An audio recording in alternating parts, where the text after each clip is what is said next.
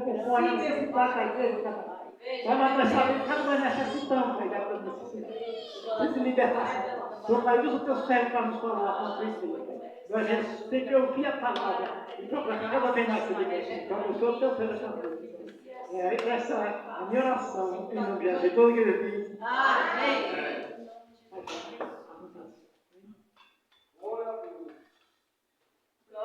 Toda a igreja, com a graça e a paz do Senhor. Amém. Hoje eu agradeço o convite, pastor José, senhora Nilza. Deus abençoe cada um dos amados. Em nome do Senhor Jesus. Vamos saber em Isaías, capítulo 6.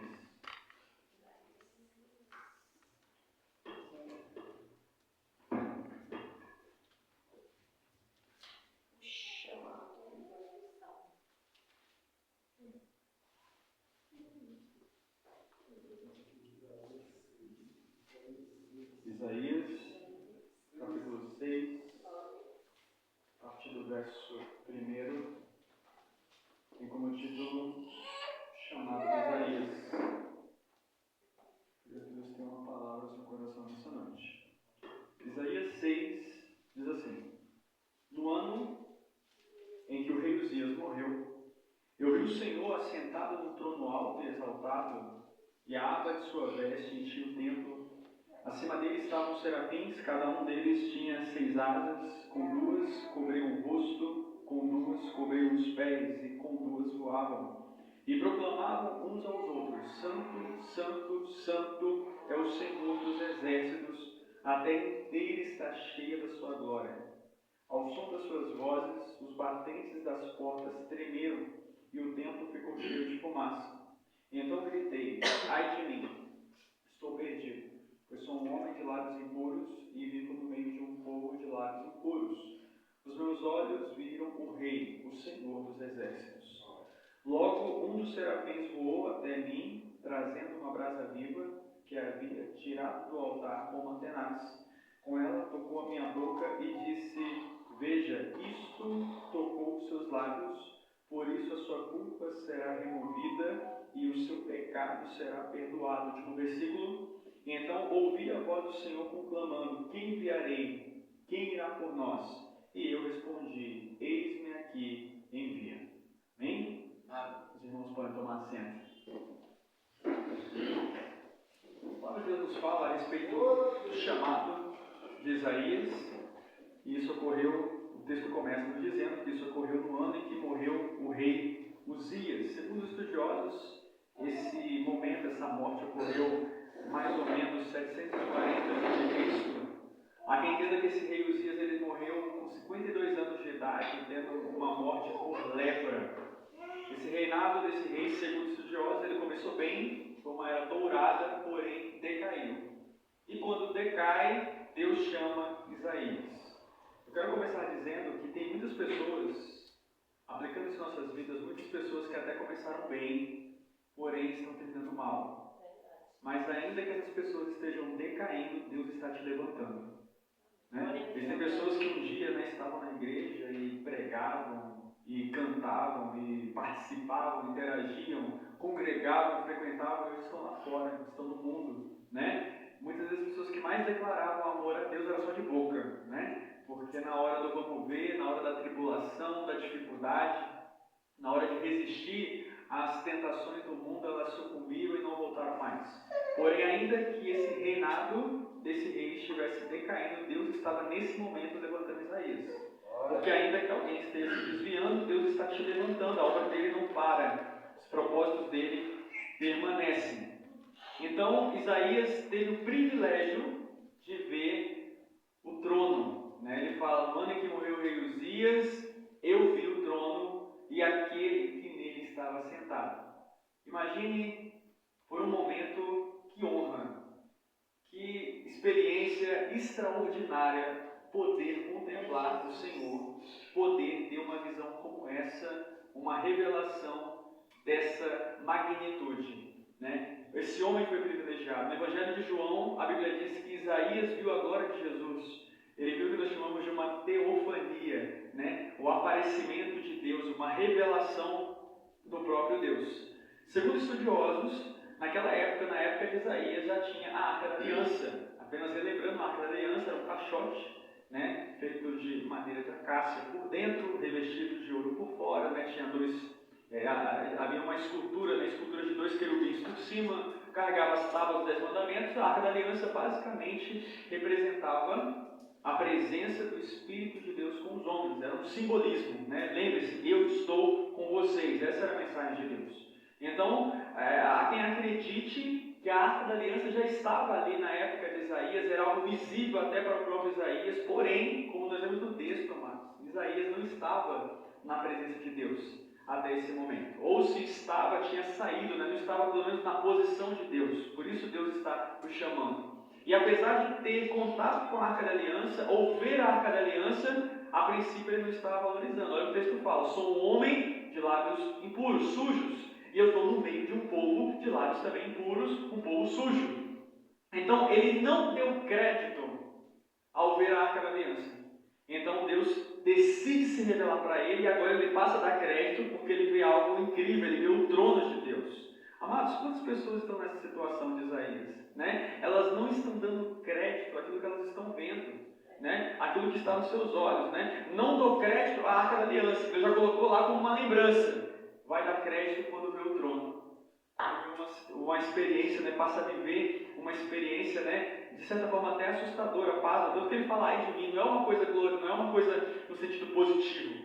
Ele não fala, olha, o céu, as portas do céu estão se abrindo e eu estou indo, entrando. Não, ele fala, ai de mim, né? Já adiantando, porque ele entende que o dia do juízo final chegou e ele teria que prestar contas. Então por isso que ele fala, ai de mim. Já estou adiantando uma parte mais da frente. Então perceba que ele não valoriza a arca, que era visível, algo visível.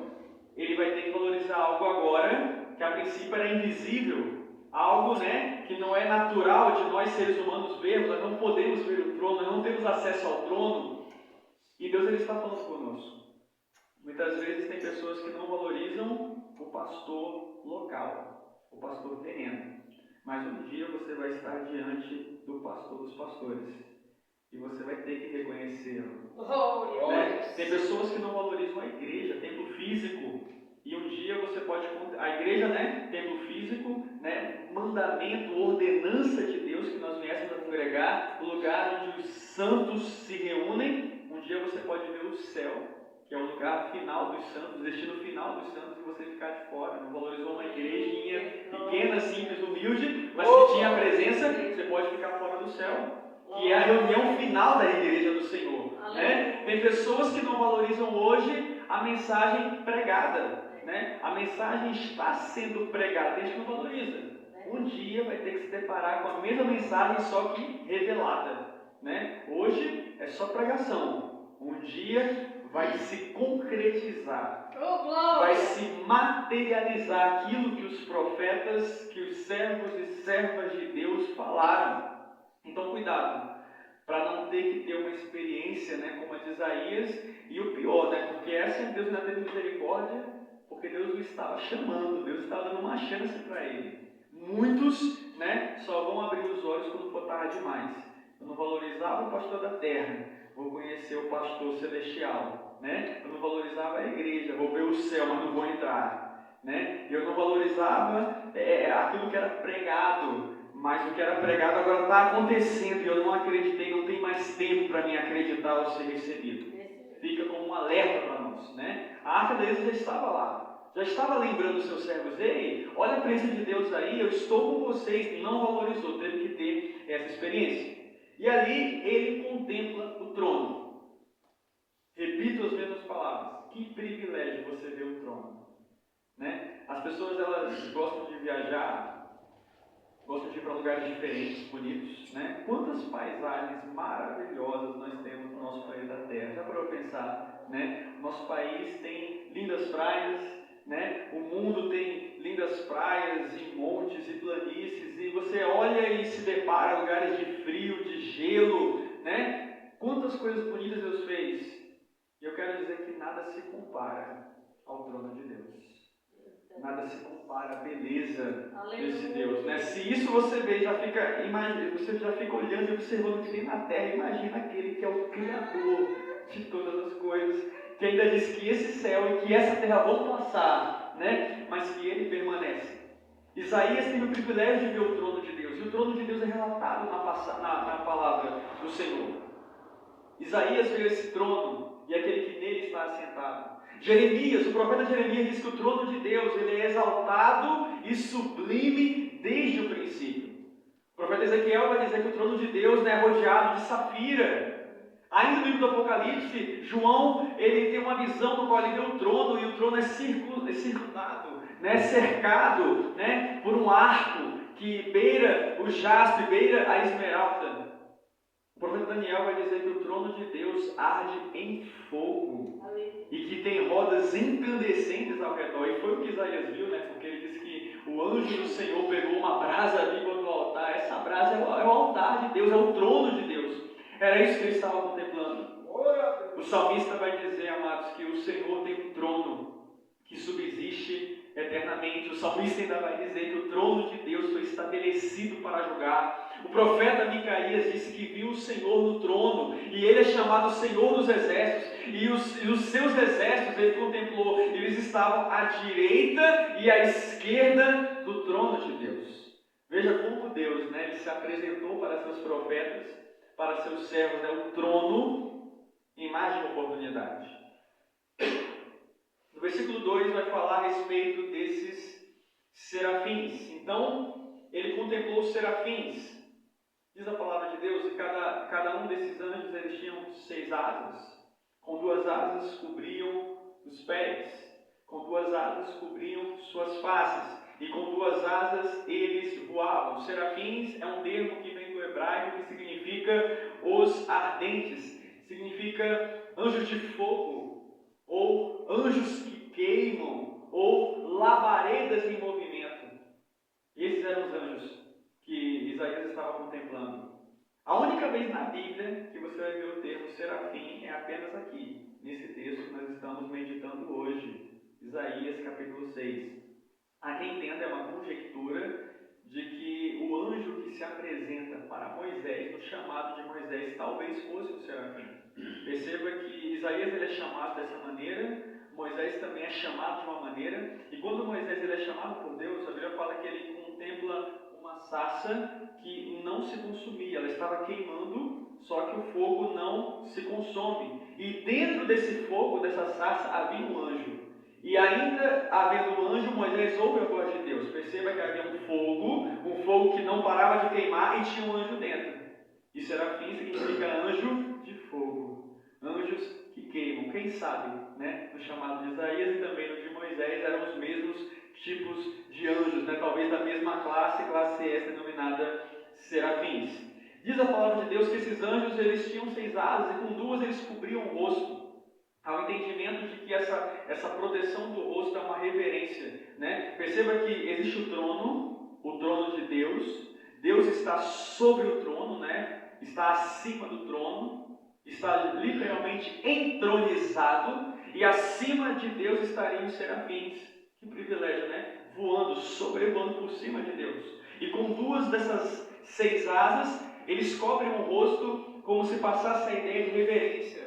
Deus é tão santo, tão incrível, que nós não somos dignos de olhar para Ele. Não somos dignos de olhar para a sua glória. Eu estou falando de criaturas angelicais, criaturas que não pecam, criaturas que são puras, santas, fazem parte da própria glória de Deus, há quem diga que seriam a própria glória de Deus, e mesmo assim eles não se acham dignos de olhar para Deus. Estamos aqui, mas não somos dignos. Ele pode até permitir, mas não somos dignos. Ou então, ainda que eu tire a asa, eu não consigo, eu estou vivendo com Ele, mas eu não consigo, porque Ele tem uma glória, uma honra, uma majestade, um poder, que nós não poderíamos contemplar. E obviamente nos passa a noção de humildade.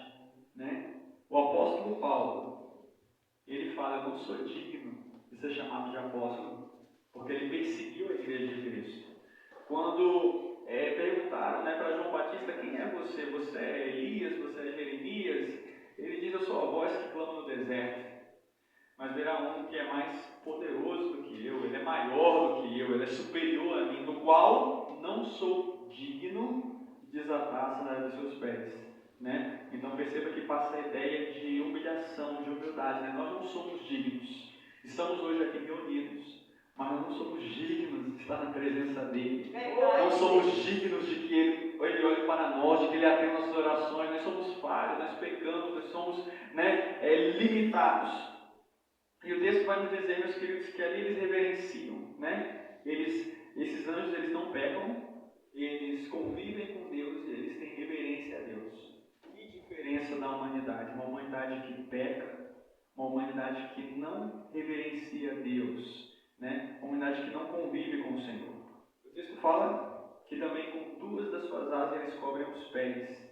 É a ideia de guardar os seus pés. Guardar pé tem a ver com direcionamento. Quando você pensa, vou para o lugar, quem te leva são os seus pés. É através do seu caminhar que você se locomove e se direciona, se dirige até algum lugar. Então, pés tem a ver com direção. Qual é a direção? A Bíblia fala, guarda os teus pés. Tem uma coisa que Deus não se agrada, pés que se apressam para fazer o mal. Quando Deus chama Moisés, o próprio Deus ele fala, tira a sandália dos pés, porque o lugar em que pisa é santo. Você não pode estar aqui com seus pés de todo jeito. Os anjos não poderiam estar com seus pés ali de todo jeito. Deus, quando ele chama Josué que foi discípulo de Moisés, teve Moisés como seu instrutor, seu pastor, seu mentor. E é interessante que as mesmas palavras são repetidas para Josué. Josué olha para cima e ele vê um varão, e ele pergunta, quem é você? E aquele ser diz, eu sou um comandante do Senhor dos Exércitos. Outra versão da Bíblia fala, eu sou um príncipe do Senhor dos Exércitos. Então Josué pergunta, e você vem por mim ou contra mim? E o homem diz, nenhum nem o outro. E Josué pergunta, e qual é a mensagem? A mensagem é, tira a sandália dos pés, porque o lugar em que pisa é santo. A mesma mensagem que Deus fala para Moisés, agora ele repete isso para Josué. Perceba que há uma réplica do chamado, não só para Moisés, mas para Josué também nesse sentido. Glória a Deus.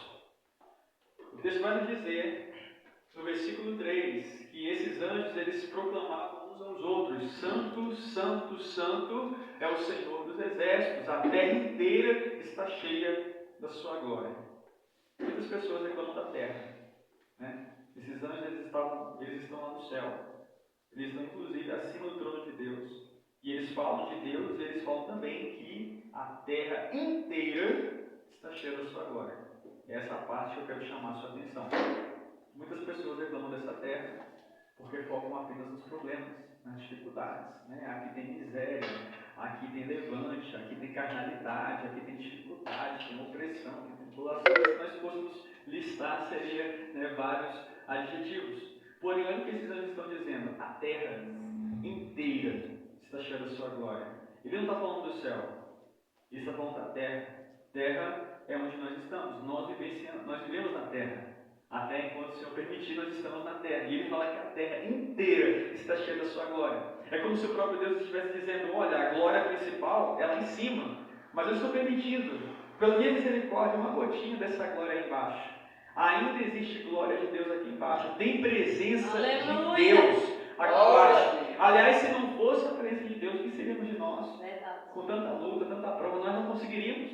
O salmista disse, deito e durmo, acordo, porque o Senhor me sustém. Se não for Deus, amado, você não sairia da cama, você não trabalharia, você não estudaria, o casamento não iria para frente, as doenças não seriam curadas. Ai de nós se não fosse o Senhor. Ei, olha o que nós estamos dizendo, a terra está cheia da sua glória, tem glória aqui embaixo, tem presença de Deus aqui embaixo.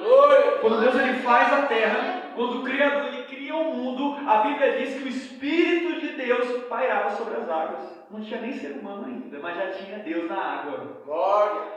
Já tinha a presença de Deus nesse lugar. Então se alegre, viu? Porque tem presença de Deus nessa terra. Glória, ainda que o mundo jaz no maligno, tem problema, tem dificuldade, mas tem uma presença. E o texto fala que esses anjos, olha o que o texto diz, eles proclamavam uns aos outros. Esse é o começo do versículo 3, Eu comecei falando da parte final do versículo 3, agora eu quero falar da parte inicial do versículo 3. O começo do versículo 3 diz que eles, os serafins, esses anjos, eles proclamavam uns aos outros que Deus é santo.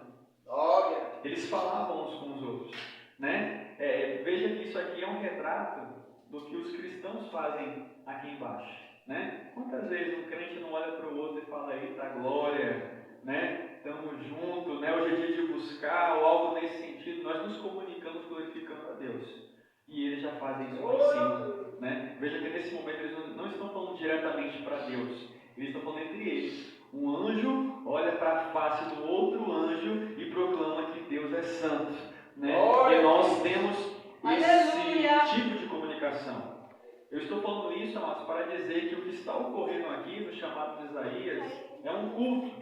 Nós vemos aqui a direção de um culto, porque muitas coisas, antes delas acontecerem aqui embaixo, elas começaram a ocorrer lá em cima, elas já ocorriam lá em cima. Antes de nós termos, por exemplo, exércitos, né? As nações elas se organizam, né? Tendo seus soldados, tendo hierarquia, né? Soldado, cabo, tenente, capitão e por aí vai. Exércitos já ocorriam no céu. Até o próprio inferno ele é organizado. Você pode não ser organizado na sua vida, mas o inferno ele é organizado para destruir. E nós precisamos nos atentar a isso. O que ocorre aqui é um culto. Isaías contempla um culto. Nós estamos diante de um culto do céu. Por que um culto? Vamos analisar os elementos. Primeiro, o texto fala que eles estavam exaltando a Deus, né? Esses seres estavam exaltando a Deus. Qual é o propósito de um culto? É receber chave? É receber vitória? É ouvir algo que vai engrandecer o meu ego? Eu vou me sentir o super-herói? Não, mas um culto, o nome já diz, é cultuar. Né? Antes de você querer vir para receber algo, venha para oferecer, né? Deus está aqui para ser adorado, para ser exaltado, para ser glorificado, né? Não é errado pedir algo, mas o propósito do culto é cultuar, né? Então, um culto é um lugar onde as pessoas se reúnem para exaltar. Então, tinha exaltação. O texto vai nos dizer, amados, que havia comunicação entre eles, né? Proclamavam uns aos outros. E num culto a gente se comunica.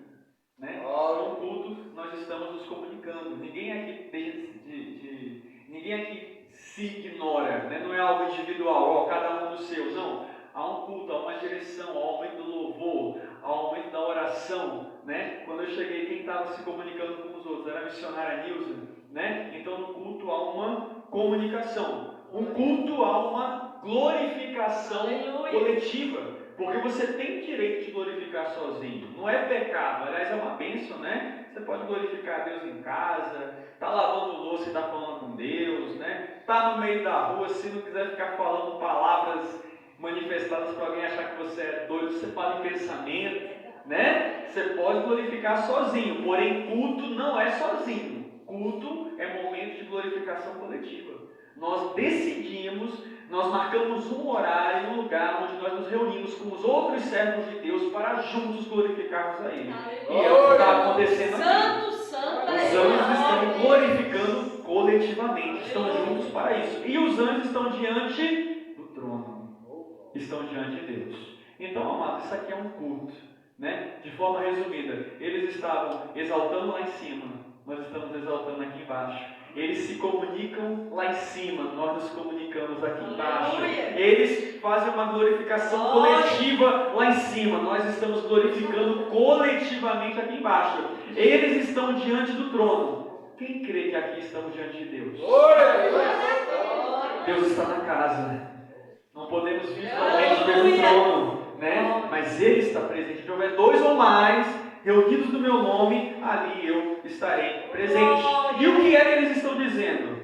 Eles estão dizendo: Santo, Santo, Santo é o Senhor dos exércitos. Amados, eles estão exaltando, enaltecendo, manifestando a santidade de Deus.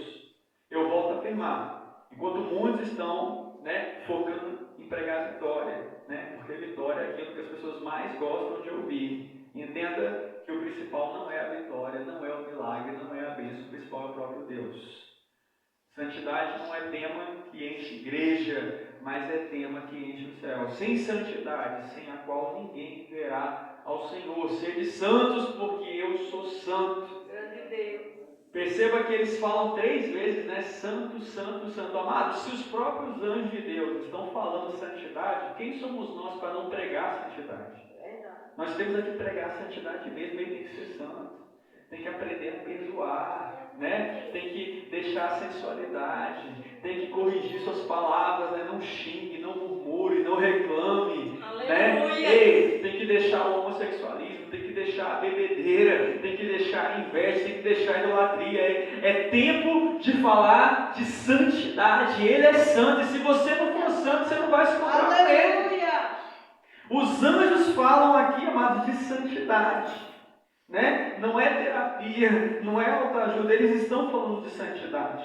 Nós podemos até comparar esses serafins com os 4 seres viventes lá no Apocalipse. A Bíblia fala de 4 seres viventes, João tem uma visão, um parecia com um leão, o outro parecia com um boi, o outro parecia com gente, o outro parecia com uma águia, e eles tinham um texto semelhante, muda só um pouquinho. Eles diziam: Santo, Santo, Santo, 3 vezes eles repetem, né? É o Senhor, Deus Todo-Poderoso, aquele que era, que é e que há de vir. Né? Perceba que agora é 4 seres viventes falando que ele é santo e exaltando. Aqui são serafins falando que ele é santo. A Bíblia fala nos Salmos, né, que os céus proclamam a santidade de Deus. E quando eles falam de santo, santo, santo, por que 3? Esses 3 santos que eles remetem à Trindade: Deus Pai, Deus Filho, Deus Espírito Santo. Nada na Bíblia é por acaso. Né? E nós vamos ver, amados, que a Trindade ela já é manifestada ainda no Antigo Testamento. Estamos falando de Isaías, que ainda é Antigo Testamento. Né? Aqui mesmo, vamos pular para o final do texto que nós lemos. O último versículo que nós lemos foi o versículo 8. Deus ele fala: quem irá por nós? Quem enviarei, quem irá por nós? Né? Ele poderia dizer: quem irá por mim? Mas ele fala: quem irá por nós? Esse plural, esse coletivo, evidencia o Pai, o Filho e o Espírito. Né? Logo no começo de tudo, amados, quando Deus faz o homem, ele fala: façamos o homem a nossa imagem e semelhança. Ele não diz: farei o homem a minha imagem, a nossa. Né? A Bíblia fala que Jesus estava desde o começo. João capítulo 1, no princípio era o Verbo, e o Verbo era Deus, e o Verbo estava com Deus, e o Verbo habitou entre nós, o Verbo se fez carne. Então, já fala da Trindade. Quando o homem peca, o homem cai, relato da queda, Gênesis 3, Jardim do Éden. Deus fala: agora o homem é como um de nós, conhecedor do bem e do mal. Indo mais para frente, Torre de Babel. Deus não se agradou daquele projeto. Nem todo o propósito do homem, Deus está no negócio. Deus fala: desçamos e confundamos, plural de novo, desçamos. Ele está descendo com quem? Né? E o próprio livro de Isaías. Isaías, que nós estamos pregando hoje, ele é conhecido como o profeta messiânico. Né? Messiânico vem de Messias. Quem é o Messias? O Senhor Jesus. Né? Messias é aquele que viria, ele já veio. Isaías é conhecido como profeta messiânico porque Isaías foi o profeta que mais falou a respeito de Cristo, da vinda de Cristo no Antigo Testamento. Ninguém no Antigo Testamento falou mais de Jesus como ele. Né? E o próprio Isaías fala dos três, né? Cada um da Trindade separadamente. A Bíblia fala, mas lá em Isaías 9,6, né? Ele será chamado Deus forte, Pai da eternidade. Está falando de quem? De Deus, o Deus Pai. Ainda no livro de Isaías, no capítulo 61, né? Porque o Espírito do Senhor está sobre mim, pelo que Ele me ungiu, é o Espírito de Deus.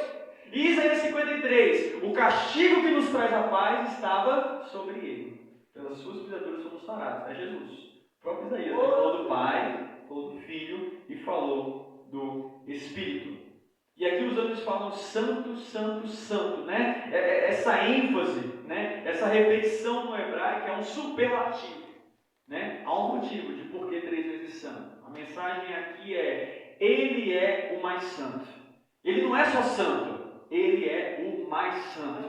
Você pode se santificar muito na sua vida, se consagrar, jejuar, né? Se privar de um monte de coisa, mas Ele é mais santo que você, né? Os anjos são santos, mas não são tão santos quanto o Senhor. E quando fala santo, santo, santo, é um indicativo de, olha, Ele é incomparavelmente santo. Aleluia. Não há ninguém mais santo como Ele, né? Aí no livro de Samuel fala: não há santo como o Senhor. Jesus, na Bíblia, ele vai ter muitos nomes. E um dos nomes de Jesus é o Santo de Deus. E o Espírito Santo já diz, né? Espírito Santo. Né? Veja que todos levam essa questão da santidade. E eles dizem: santo, santo, santo é o Senhor dos Exércitos. Vemos aqui um novo nome atribuído ao Senhor, Senhor dos Exércitos. Esse termo, Senhor dos Exércitos, ele aparece no Antigo Testamento mais de 200 vezes. Só no livro de Isaías aparece mais de 50 vezes. Ele é o Senhor dos exércitos. Entenda que ele tem exército à sua disposição. Amados, o nosso Deus ele é todo poderoso. Né? Aqui na terra existem várias patentes, né? Pela misericórdia de Deus, o meu pai ele é coronel do exército, né? As maiores patentes estão no coronel e no general, porém aqui é maior porque ele é senhor dos exércitos. Um coronel ou um general vai ter um exército à sua disposição, mas ele tem mais, ele tem mais de um, ele tem vários, para que você entenda, um anjo do Senhor matou 185 mil homens em uma noite, os assírios. Você tem noção do que é o exército dele? Né? Micaías fala que ele tem exércitos à direita e à esquerda do trono. Amado, isso aqui é algo tremendo. A Bíblia diz, olha só, olha que interessante. Eu quero trazer alguns fatos para que você entenda o tamanho desse Deus. Se nós formos analisar qual é o exército mais poderoso da Terra, sem sombra de dúvidas é os Estados Unidos. Até hoje tem alguém querendo desbancar, não consegue. A inteligência militar deles, a tecnologia das armas, né? o poder militar bélico que eles investem é muito alto. Né? Qual é o exército que tem mais bombas atômicas? A Rússia. A Rússia tem armas atômicas suficientes para destruir o nosso planeta umas 600 vezes. Eu não estou falando isso para te assustar, né? Até porque o mundo só acaba se Deus quiser. Pode ter a bomba que for, né? Só explode se Deus quiser. Como é que tem esse poder todo que não explodiu ainda? Porque só vai acabar quando Deus quiser que acabe. Eu estou falando fatos, né? Qual é o exército que tem mais soldados, mais homens? Indiscutivelmente, a China.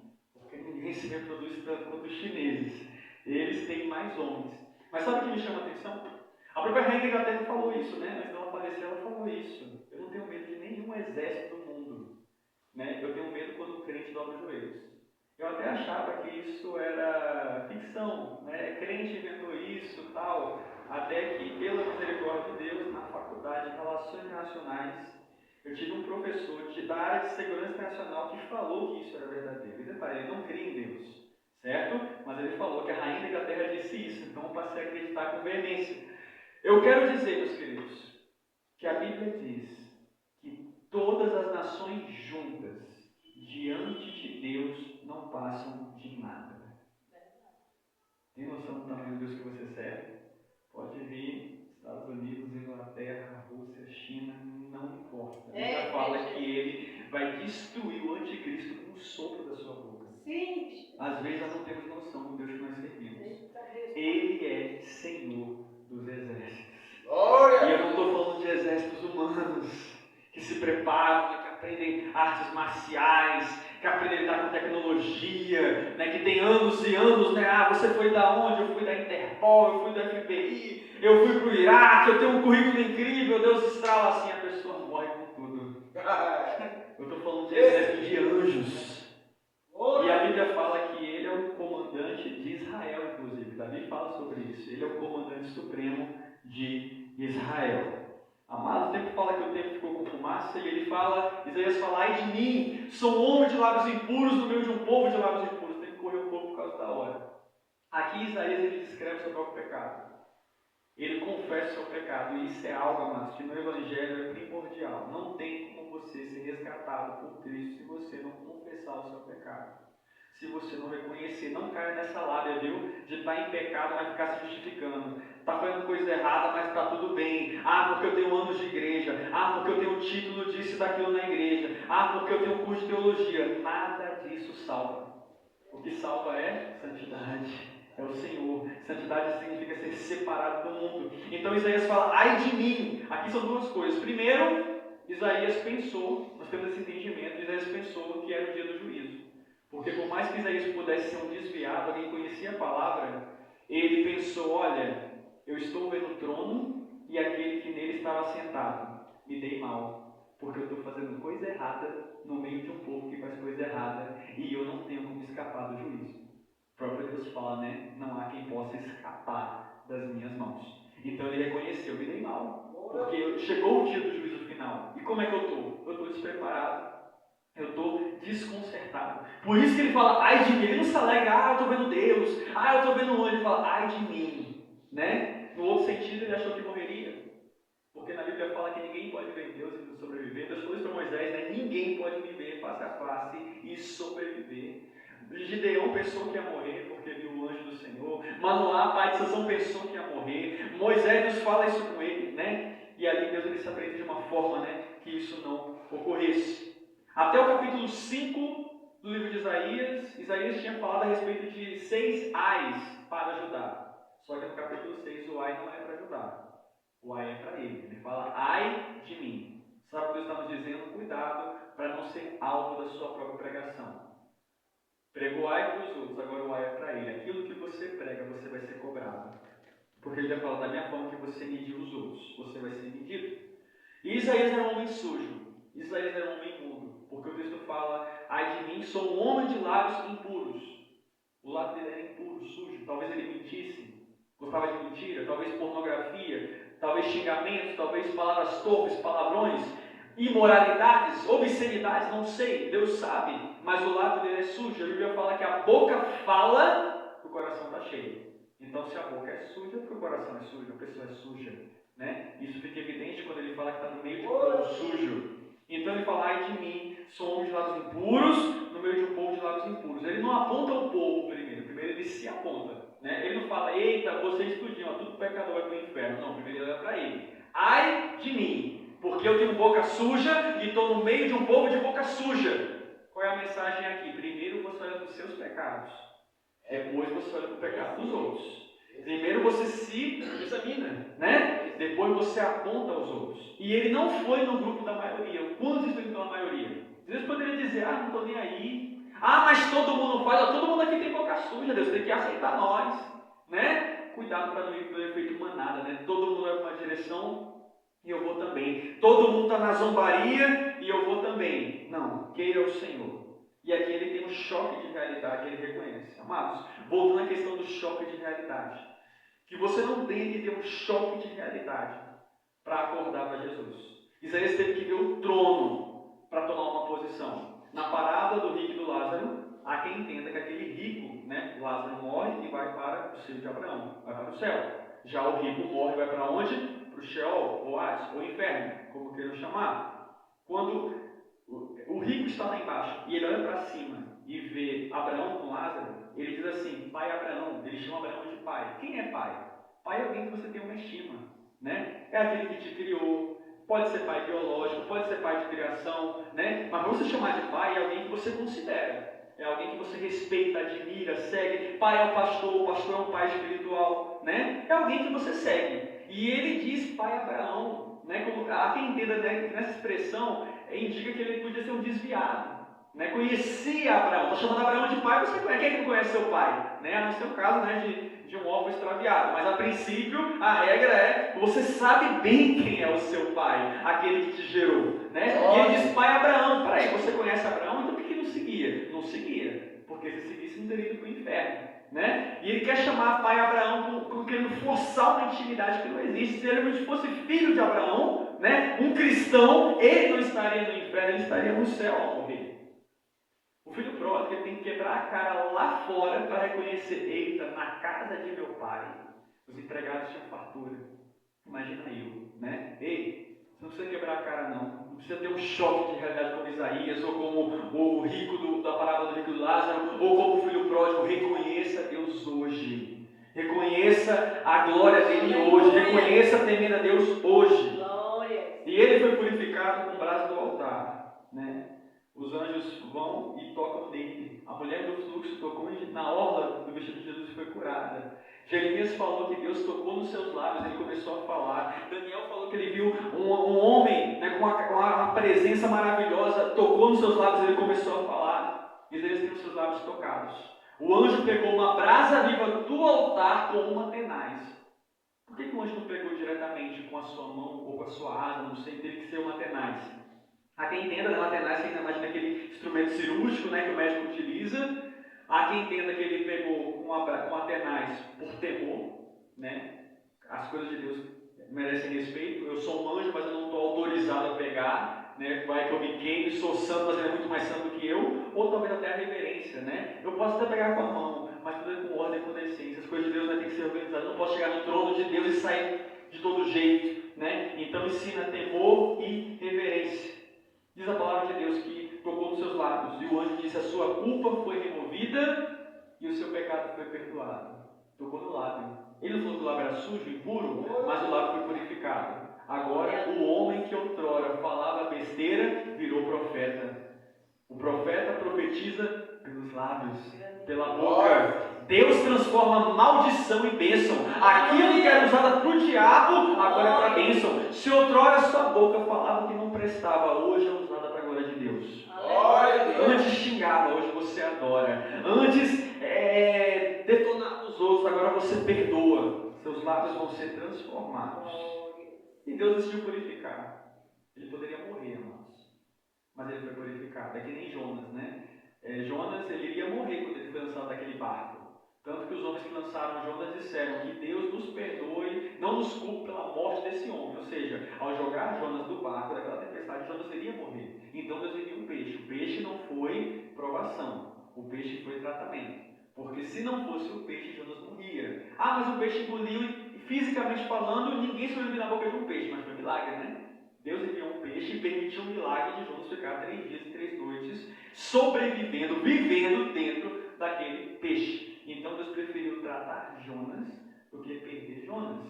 Deus aqui preferiu tratar Isaías, né, porque o anjo veio com a brasa e purificou ele, do que perdê-lo. Deus está preferindo tratar você do que perder você. Aleluia. Talvez você merecesse ir para o Eis-me inferno, aqui, Senhor. mas Deus está te tratando. Deus está te purificando. Deus está tirando de você o que não presta para te chamar, para te consertar. Chegamos ao último versículo, não nos espera. Isaías foi chamado e já começa a querer pregar. Mas ele acabou de se converter, já vai pregar, já vai falar. Não julgue o novo convertido. Às vezes, amados, quem está chegando agora quer fazer mais do que você, que é o crente velho. Porque você está acomodado, está frio, está parado, né? Tem gente que está com ímpeto, né? E Deus aceitou Isaías, foi o próprio Deus que aceitou Isaías. Mas ele estava no pecado, eu vi Isaías no pecado, cheio de gente com pecado, mas Deus aceitou ele. Amado, Deus está aceitando alguém e nós estamos rejeitando a pessoa. Você está rejeitando, mas Deus está aceitando. Ananias criticou quando Deus chamou Saulo. Saulo ou Paulo, né? É a mesma coisa. Só que Deus falou, ele é meu instrumento escolhido. Não questione, vá lá e levante ele, diga que ele vai pregar para os gentios, para os reis, e eu lhe mostrarei o quanto ele deve sofrer pelo meu nome. Essa pergunta é uma pergunta genérica, né? Quem enviarei? Quem irá por nós? Você não vê aqui Deus falando, Isaías, você quer ir? Não. Ele lançou a pergunta lá. Isaías ouviu e pegou. Hoje a pergunta permanece. Quem enviarei? Quem irá por nós? Deus não está citando nomes, mas quem quiser, pegue a sua fatia do bolo. Quem quiser, tome posse. Você pode ir por uma questão de oportunidade, porque hoje nós temos oportunidade, amanhã poderemos não ter. Eu passei um tempo na empresa dando estudo bíblico para 2 jovens que me pediram. Eu fiquei lisonjeado quando eles me pediram isso. Porém, um saiu da empresa e o outro saiu da empresa hoje. Porém, eu louvo a Deus, porque no tempo que eles estavam na empresa, eu aproveitei a oportunidade. Estava lá, estava pregando. É muito difícil, né? O pessoal do trabalho, da escola, da igreja, da família querendo nos ouvir. Né? Alguém querendo ouvir, você não pode perder essa oportunidade. Quer ouvir, então senta. Né? Que Deus tem algo para você. Então aproveite a oportunidade. Ele aproveitou a oportunidade que Deus estava chamando. Aproveite as suas habilidades. Talvez você tenha a facilidade, mas não quer usar para Deus. Quando era para outras coisas, usava. Quando era para o inimigo, usava. Não quer usar para Deus. Aproveite o desejo. Tem gente que não tem desejo de servir a Deus. Isaías teve. Essa pergunta ela é permanente, ela permanece. Deus está com uma pergunta permanente. Quem enviarei? Quem quer ser enviado? Quem irá por nós? É uma pergunta pessoal, é para você e é uma pergunta missionária. E eu quero finalizar essa mensagem dizendo 2 coisas. Eu já entrego. Deus fez uma pergunta, né? Quem enviarei? Quem irá por nós? E eu pergunto para a igreja, qual é a sua resposta para Deus? Será que você diz isso aqui? Será que você quer ser enviado? Você se dispõe para Deus? Né? Eu entendo, amados, que Isaías ele acabou de ser salvo. E ele quer que outros sejam salvos. A evidência de salvação, uma das evidências de salvação, é querer que os outros sejam salvos também. Eu falo como pastor, eu não acredito numa pessoa que diz que é cristã, que diz que é salva, e ela está tranquila com a ideia de que as pessoas que estão ao seu redor estão indo para o inferno e ela simplesmente não faz nada. Ela não aproveita nunca uma oportunidade, ela nem sequer diz que é cristã. Né? Como eu digo que eu sou cristão e os meus familiares estão caminhando para o inferno, Os meus colegas do trabalho, da faculdade estão indo a passos largos, a porta larga, e eu não tenho aquele desejo de dizer: ei, Jesus, salva, vem para cá, vem para a luz, né? Evidência de uma pessoa salva é querer que os outros sejam salvos também. Talvez, se você não se preocupa com os perdidos, talvez seja porque você mesmo esteja perdido. Mas hoje Deus quer resgatar. Amém? Eu agradeço